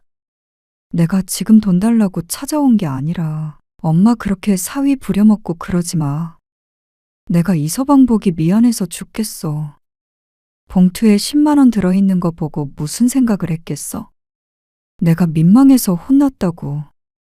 이서방이 돈 적다고 뭐라고 해? 아니, 안 하지. 근데 왜 네가 난리야? 매번 딸이 문제였습니다. 아침 점심 맛있는 거 사 먹였어. 그 정도면 됐지. 무슨 돈 바라고 운전했니? 그것도 내가 생각해서 준 거지. 주기로 한 것도 아니잖아. 엄마는 우리 홍제 봐주면서도 돈 계산 정확하잖아. 그리고 남들보다 많이 받고. 그 말에 심씨도 발끈할 수밖에 없었습니다. 누가 그러니? 내가 많이 받는다고. 원래대로라면 그거의 2배는 받아야 돼. 딸이라고 기껏 봐줬더니 2배? 그럼 오후에만 몇 시간 보고 300 받아간다는 소리야? 그게 말이 돼? 왜 이렇게 말끝마다 빈정을 상하게 하는지 몰랐습니다. 말이 그렇다는 거지. 진짜로 300만 원을 달라고 한 것도 아니었는데 말이죠. 너 이러면서 무슨 돈 받으러 온 게 아니야? 심씨는 가방을 뒤져서 지갑을 꺼냈습니다. 거기에서 5만 원짜리 2장을 꺼내서 딸에게 쥐어줬습니다. 자, 이제 됐지? 기름값 해. 내가 살다 자식이 부모 위해 운전 좀 해줬다고 돈 받아간다는 소리는 처음 들어본다. 그것도 20만 원씩이나. 그런데 딸은 한숨을 쉬었습니다. 그런 말이 아니잖아. 그런 말이 아니긴. 돈 때문에 이 아침부터 애까지 데리고 이렇게 온 거 아니야? 아니야. 이서방 피곤해하는 것 같아서 홍제랑 키즈카페 가려고 나온 거야. 나온 김에 들른 거고. 것 봐. 이서방 피곤해한다고 눈치 주는 거잖아. 아니, 됐어. 갈게. 딸은 더 이상 대화할 가치도 없다는 듯이 고개를 절레절레 흔들었습니다. 그러니까 심씨도 기분이 상할 대로 상해서 대꾸도 안 했습니다. 평소 같았으면 손자한테 아는 척이라도 할 텐데 쳐다도 안 봤죠. 딸이 돌아가고 나서도 화가 나서 사위에게 전화를 걸었습니다. 네. 장모님. 자고 있었는지 사위가 잠긴 목소리로 전화를 받았습니다. 이서방 생각엔 10만 원이 부족해? 심씨가 다짜고짜 묻자 사위가 당황해했습니다. 아니요. 챙겨주셔서 감사합니다. 역시나 딸이 지 혼자 생각하고 지 혼자 엄마가 못마땅해서 찾아온 것 같았습니다. 내가 무서워서 사위한테 부탁도 못 하겠어. 아니에요. 장모님. 홍제 엄마가 뭐라고 했어요? 참나. 내가 이서방 부려먹는다고. 그러지 말라잖아. 기름값도 안 줬다고. 심씨는 사위에게 하소연을 했습니다. 사위는 심씨를 위로하며 말했습니다. 홍제 엄마가 진심으로 한 말은 아닐 거예요. 죄송해요. 얄미운 딸보다는 그래도 사위가 낫다 싶었습니다. 나도 힘들지 않아서 홍제 봐주는 거 아니잖아. 근데 가족이니까, 내 자식이니까 서로 희생하는 부분이 있어도 어쩔 수 없었던 거지. 네. 알죠. 그때는 그렇게 안 된다는 거 억지로 부탁하더니 내가 뭐 좀 해달라고 할 때마다 이렇게 쫓아와가지고 뭐라고 하니까 내가 속상해 안 속상해? 속상하시겠죠. 죄송해요. 운전하는 거 안 힘들었어요. 그래. 내가 이서방 아들처럼 생각하는 거 알지? 네. 그럼요. 사위와 통화를 마치자 그래도 조금 마음이 풀어졌습니다. 딸은 그날 이후로 사위와 무슨 얘기를 했는지, 심씨가 사위를 불러 문짝을 고쳤을 때도, 텔레비전이 고장나서 내다버릴 때에도 딸은 별말을 하지 않았습니다. 너 감기 걸렸어? 딸이 먼저 퇴근해서 저녁을 차리고 있었습니다. 오늘은 저녁을 먹고 가려고 소파에 앉아서 밥이 다 될 때까지 텔레비전을 보고 있었습니다. 그런데 부엌에서 자꾸만 기침 소리가 났습니다. 으슬으슬한 것 같더니 감기 기운이 있나 봐. 찌개에 침 안 튀게 해. 나이 들면 감기만 걸려도 온몸이 아파. 알았어요. 아참. 다음 주에 김장할 거야. 그러자 딸이 부엌에서 나와 봤습니다. 김장? 해야지, 우리도. 토요일 새벽에 와. 오래 절여야 되니까. 알겠어요. 올해는 더 많이 할 거야. 원래 많이 했잖아. 식구도 얼마 없는데 왜 자꾸 늘려? 네 이모도 보내달라고 그러고, 동네 사람들도 좀 나눠주고 해야지.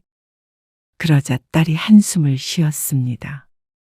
그냥 각자 먹을 거 자기가 하면 안 돼? 너는 애가 왜 이렇게 정이 없어? 원래 김장은 다 같이 하고 다 나눠 먹고 하는 거야. 그런데 딸의 감기가 심상치 않아 보인다고 생각했는데 그 다음 주에 탈이 났습니다. 우리 다 감기 걸려서 고생 중이야. 얘 그래도 김장에는 와야 해. 홍재도 아파서 오늘 오전에 병원 다녀왔어. 목요일에 받은 전화였습니다. 이서방은? 이서방도 훌쩍거려.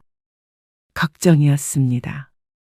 이러다가 김장에 못 온다고 하면 지장이 컸습니다. 약 부지런히 먹어. 토요일에는 꼭 와야 하니까. 알았어. 그런데 금요일 밤 결국 딸에게서 못 올 것 같다는 말을 들었습니다. 건강관리를 좀 잘하지. 왜 하필이면 김장하는 날에 이러는지 몰랐습니다. 김장하기 싫어서 꾀병이라도 부리나 싶었습니다. 너는 못 와도 이서방은 와야 해. 이서방도 몸 안 좋대. 심한 거 아니면 웬만하면 오라고 해. 그 고무통이랑 그런 걸 어떻게 여자들끼리 옮겨? 지훈이 오라고 하면 안 돼? 그러면 일찍 말했어야지. 어떻게 당장 내일 아침에 오라고 해? 가깝지도 않은데. 동네에 다른 아저씨들 없어. 옆집과 건너집 여자와 함께 김장을 하기로 했는데 옆집은 과부였고 건너집은 심씨가 더 힘이 좋을 정도로 남작이 비실비실했습니다. 결국 사위가 꼭 필요했습니다. 몇 포기 할 게 아니고 지난번보다도 50포기나 더 담글 예정이었으니 말이죠. 알았어. 딸이 작은 목소리로 중얼거렸습니다. 그리고 다음 날 아침 일찍 동이 트기도 전에 사위가 집으로 왔습니다. 옷 단단히 입고 해. 따뜻하게. 김장을 마당에서 할 것이기 때문에 심씨는 두꺼운 외투를 하나 꺼내서 사위에게 건넸습니다. 몸도 안 좋다고 하니까 걱정이 되었습니다. 일단 이것 좀 저쪽으로 옮겨봐. 배추를 절일 큰 통들이 몇 개가 있었습니다. 그걸 마당 가운데로 사위가 옮겼고 그 다음에는 배추가 담긴 통도 끌어다 놓았습니다. 어이구, 힘 좋네. 역시나 사위가 없었으면 큰일 날 뻔했습니다. 그러고 나서 배추를 손질하고 절이기 시작했습니다. 사위 허리 아프겠어. 괜찮습니다. 잠깐 앉았다가 해. 구부정한 자세로 소금을 뿌리고 배추를 옮기고 하니까 힘들 만도 했습니다. 심씨는 잠시 사위를 쉬게 했습니다. 그러다가 또 일을 시작했는데 심씨도 힘들었습니다. 그래도 사위는 젊어서 팔팔해 보였습니다. 감기에 걸렸다고 하더니 역시 젊음이 좋다고 생각했죠. 아이고, 고되다. 뚜껑을 덮어서 두자 배추 절이는 것은 끝이 났습니다. 이제는 기다려야 했습니다. 밥 먹고 하자. 심씨가 대충 밥을 준비했습니다. 생선 몇 마리 구워서 누룽지에다가 다 같이 후루룩 먹었죠. 양념할 재료 손질해야 하거든. 여기 앉아서 이것 좀 썰어. 이 정도 크기로. 심씨가 부엌 바닥에 도마를 두고 사위에게 말했습니다. 바깥에 추우니까 여기서 썰어. 심씨와 다른 여자들은 부엌이 좁아서 바깥에서 일을 했습니다. 사위만 따뜻한 데서 시키네. 그걸 보고 옆집 여자가 웃으며 말했습니다. 그럼 내 사위 내가 챙기지. 이서방 그거 하고 옆에 무 있잖아. 그거 채 썰어야 되거든. 채칼로 가로. 부지런히 해야 돼. 엄청 많으니까. 네. 사위는 묵묵히 시키는 대로 했습니다. 김장하는 양이 워낙 많다 보니까 재료 손질하는 데만도 한참이 걸렸습니다. 중간에 점심도 또 된장국 말아서 먹고 배추 뒤집고 전쟁 같았습니다. 이서방 이리 좀 와서. 내가 그만하라고 할 때까지 이것 좀 부어. 큰 대야에 양념을 만들려고 하는데 워낙 양이 많다 보니까 여자들이 하기가 힘들었습니다. 액젓을 좀 더 넣을까? 그러자 사위가 끙 소리를 내었습니다. 힘들지? 사위의 어색한 미소가 돌아왔습니다. 이제 이것 좀 섞어봐. 이게 제일 힘들어. 여자들은 못해. 고무장갑을 주며 사위에게 말했습니다. 큰 대야에 가득 담긴 양념들을 보니까 사위는 질린 듯 했습니다. 허리를 굽히고 양손으로 양념을 섞기 시작한 사위가 힘든지 자꾸만 윽 소리를 냈습니다. 그러자 그게 재밌는지 여자들이 깔깔거리며 웃었죠. 온몸을 써야지. 온몸을. 네. 아이고, 몸 안 좋다는 사위가 힘들어 보여 안쓰러웠습니다. 하지만 만약 심씨가 했다가는 일주일 내내 알아 누울 것이었습니다. 한참을 양념을 비비고 사위는 바닥에 주저앉았습니다. 허리가 아픈지 오른손으로 허리를 짚고 있었죠. 찬물에 배추를 한 포기씩 헹궈 소쿠리에 받쳤습니다. 그것도 사위의 도움을 많이 받았습니다. 아이고, 이제 배추 헹궈야 돼. 그래도 남자 힘이 있으니까 금방 되네. 사위가 무거운 배추를 들어 올리고 여자들이 수도가에 앉아서 물로 헹궜습니다. 배추를 다 씻는 데만 시간이 한참 걸렸습니다. 아이고, 얼른 해야겠다. 이제 배추에 양념을 넣는 일이 남았습니다. 이 많은 배추를 다 하려면 또 몇 시간 걸릴 것이었습니다. 그렇게 또 한참 후 김장을 다 끝냈을 때는 해가 떨어진 지 오래였습니다. 마당에 불이 환하게 켜져 있었습니다. 너무 많이 한 것 같긴 해. 다음엔 좀 줄여. 힘들어 죽겠다. 허리가 아플 만도 했습니다. 다들 허리를 두드리고 있었고 사위도 녹초가 된 것 같았습니다. 그래도 가지런히 놓인 김치통들을 보니까 뿌듯했습니다. 이서방 마당 좀 정리해야겠다. 통들 전부 씻어가지고 저기에다가 엎어놔. 그럼 우리는 가볼게. 여자들이 김치를 챙겨갔고 심씨가 사위와 함께 마무리를 했습니다. 마당도 좀 쓸어주고. 심씨도 자잘하게 정리할 게 많았습니다. 그렇게 한참 청소를 하자 늦은 시간이 됐습니다. 김치 몇 통 줘? 저희는 2통만 가져오라고 했어요. 그래. 먹고 또 가져가서 더 먹어. 사위가 집으로 돌아가고 나서 생각해 보니까 저녁밥을 챙겨줄 걸 그랬나 싶어서 찜찜했습니다. 그런데 사위도 집에 가서 편히 먹는 게 낫겠거니 생각했죠. 그리고 다음 날 아침 늦게 일어났습니다. 온몸이 두드려 맞은 듯 아팠습니다. 추운 데서 중노동을 했더니 그런 모양이었습니다. 이 씨는 점심쯤이 되어서 돼지고기를 삶기 시작했습니다. 엄마, 나왔어. 그리고 조금 있자 아들이 왔습니다. 왔어? 오느라 힘들었지. 아니, 수육했어? 했지. 얼른 앉아. 김장 잘했어? 엄청 많이 했다며. 잘했어. 네 매형이 와서 다행이지. 맛있는데? 심 씨는 어제 담근 김치와 삶은 돼지고기를 맛있게 먹는 아들을 보며 뿌듯한 미소를 지었습니다. 갈 때 한 통 가져가. 그러자 아들이 고기를 끄덕였습니다. 어제 친구들 만나서 술 많이 마셨어? 아니, 많이는 아니고 적당히 먹었어. 많이 먹었으면 오늘 못 왔지. 아들과 대화를 나누고 같이 밥을 먹고 있는데 초인종 소리가 들렸습니다. 누구지? 올 사람이 없는데. 마당으로 나가봤더니 대문 밖에 사위가 서 있었습니다. 어쩐 일이야? 김치 더 가져오라고 그래? 아니요. 어제 잠바를 두고 가서요. 그런데 사위는 집 안으로 들어오더니 심 씨의 아들을 보고 멈칫했습니다. 매형, 오셨어요?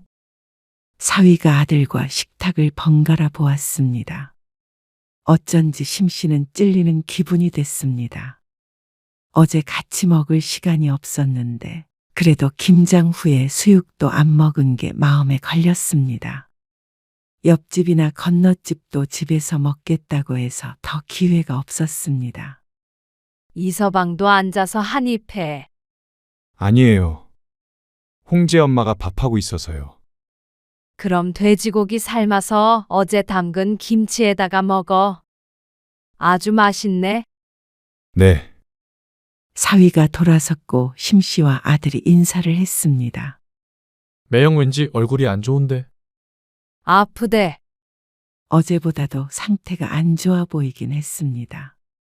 걱정되는 마음에 있다가 전화해 봐야겠다고 생각하고 까먹고 있었습니다. 아들이 저녁까지 먹고 돌아갔고 딸에게서 전화가 왔습니다. 엄마, 지훈이 왔었다면서? 왠지 그 얘기를 할 것 같았습니다. 왜? 엄마 정말 너무한 거 아니야? 지훈이 못 온다면서 돼지고기 먹으러 올 시간은 있대. 어제는 왜 안 온 거래? 왜 안 오긴? 일 때문에 바빠서 못 온 거지. 토요일에 걔가 무슨 일을 해? 사실 친구들과 약속 때문에 못 온 것이긴 했지만 그렇게 말했다가는 또 딸이 난리를 칠 것 같아서 둘러댔습니다. 근데 딸은 화가 단단히 난 것 같았습니다. 지금 이서방 응급실에서 수액 맞어. 뭐? 정말? 어제 얼마나 일을 시켰으면 그래? 얼마 안 시켰어. 이서방 추울까봐 내가 부엌에서 하라고도 했는데 뭘. 심 씨는 다소 억울했습니다. 그래도 이서방 건강을 신경을 많이 썼는데 말이죠. 그래놓고는 김장한 거는 고기까지 삶아서 아들 먹이고 맨날 아들 같다고 하더니 어떻게 사람을 그렇게 비참하게 해? 이서방이 얼마나 서러웠겠어? 그걸 그새 가서 말했어? 지금 그게 중요해? 누구는 새벽부터 밤까지 종일 머슴처럼 일하고 누구는 편하게 먹기만 하고. 그건 정말 아니야. 시어머니가 날 그렇게 취급했다고 생각해봐. 뭐? 네 시어머니가 그랬어? 아니, 우리 시어머니는 엄마처럼 그렇게 안 해. 왜 이렇게 사위를 못 부려먹어서 안달이야? 엄마 아들은 아까워서 일도 안 시키면서 사위가 뭐 공짜로 생긴 엄마 머슴이라도 돼? 너는 말을 어떻게 그렇게 하니? 김장할 때 사위한테 도움 좀 받을 수도 있지. 부려먹긴 누가 부려먹었다고 그래? 어제 이서방도 그래. 엄마가 자기 너무 부려먹는 걸 아무렇지 않게 생각하는 것 같다고. 뭐? 사위가 그런 말을 한 것이 믿어지지가 않았습니다. 군말 없이 했으면서 뒤에서는 꼭 이렇게 일일이 일러바치나 싶었습니다. 그리고 부려먹는다는 말을 사위가 직접 한 것에 배신감을 느꼈습니다. 김치를 뭐 나 혼자 먹으려고 담갔어. 그렇다고 우리 주려고 한 것도 아니잖아. 우리 1년에 많이 먹어야 2통이야.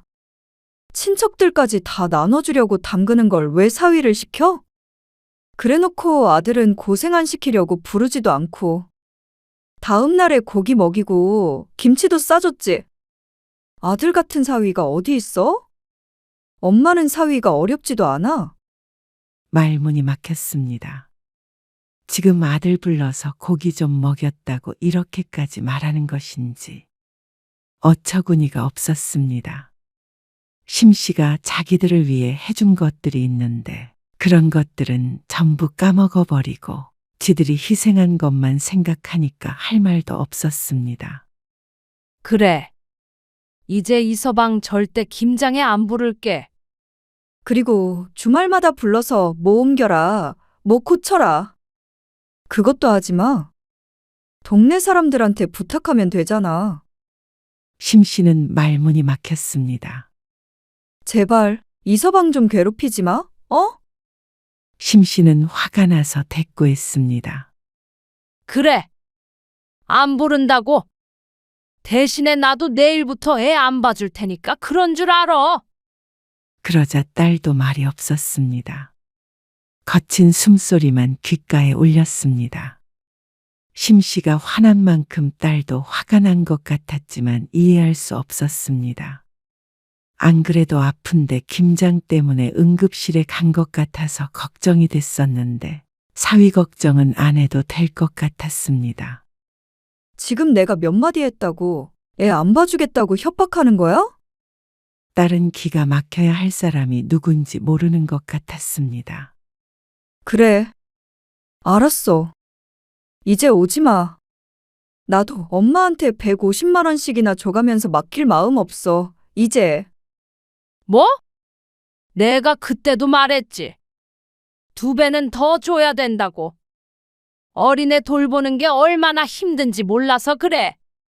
그러니까 서로 피해자라고 생각하는 것 같으니까 안 맡기겠다고. 그래. 마음대로 해라.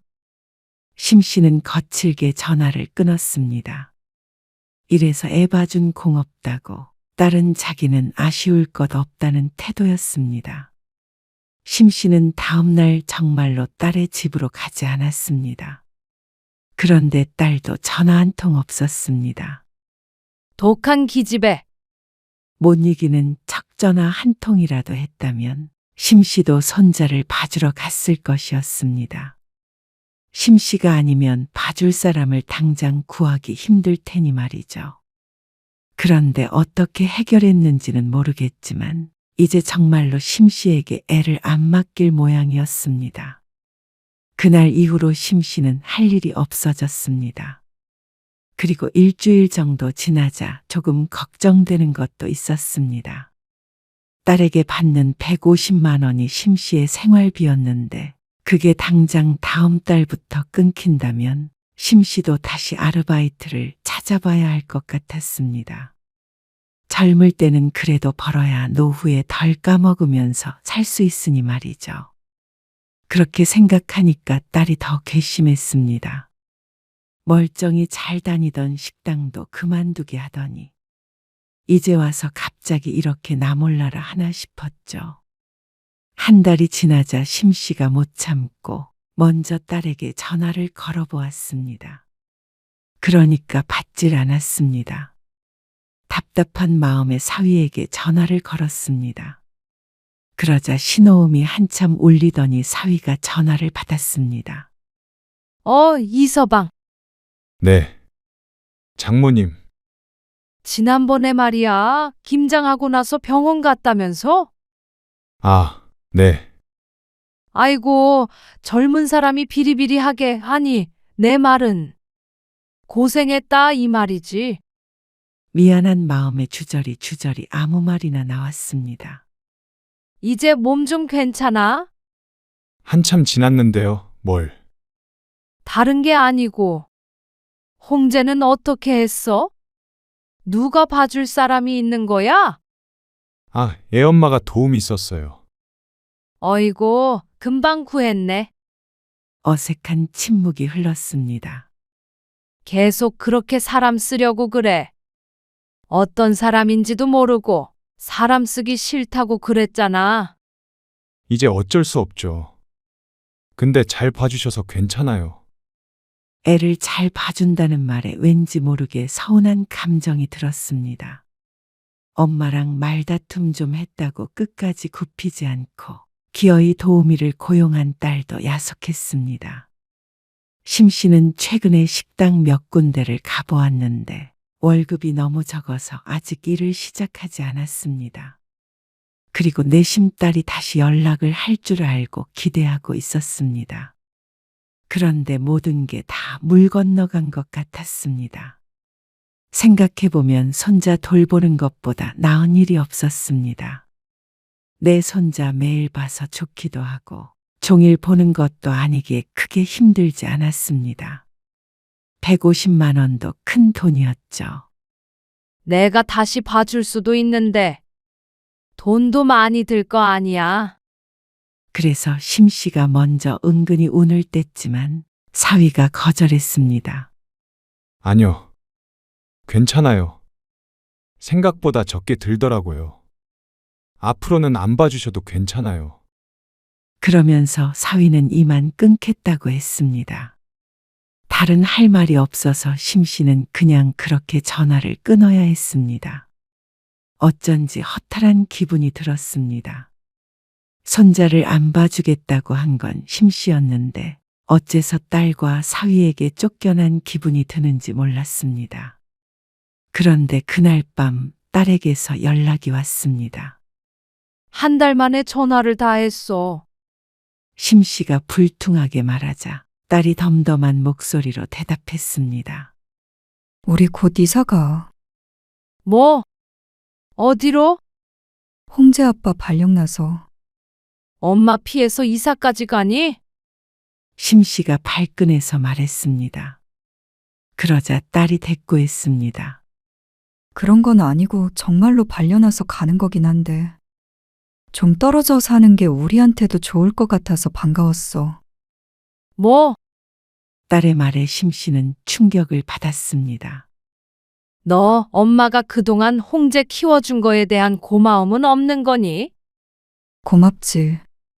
맨날 고맙다고 했잖아.